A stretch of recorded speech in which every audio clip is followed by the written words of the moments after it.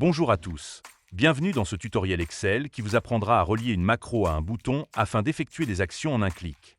Pour cette vidéo, j'ai créé un fichier dans lequel j'ai répertorié quelques formations ainsi que leur prix. J'aimerais créer un bouton me permettant de trier en un seul clic les formations de la plus chère à la moins chère. La première étape est donc de créer ce bouton. Pour ce faire, il faut accéder à un onglet spécifique qui n'est pas présent dans le ruban Excel affiché par défaut. Pour afficher cet onglet, cliquez sur Fichier, puis Options. Dans le menu qui apparaît, sélectionnez Personnaliser le ruban, puis faites défiler la liste sur la droite jusqu'à voir l'option Développeur. Cochez la case, puis cliquez sur OK. Vous devriez maintenant voir apparaître un nouvel onglet dans votre ruban.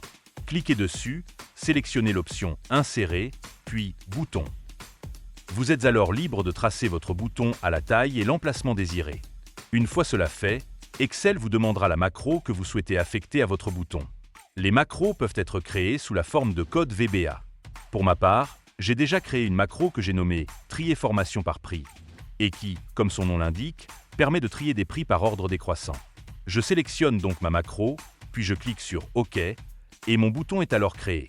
Si je le souhaite, je peux lui attribuer un nom plus explicite.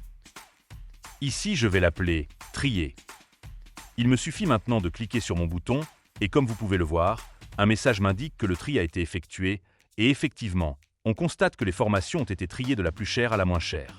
Et voilà, vous avez maintenant toutes les clés pour créer des boutons et les relier à des macros pour effectuer des actions rapides. Si cette vidéo vous a été utile, nous vous invitons à mettre un j'aime et à vous abonner afin de ne pas manquer nos prochains contenus. À très bientôt pour un nouveau tutoriel.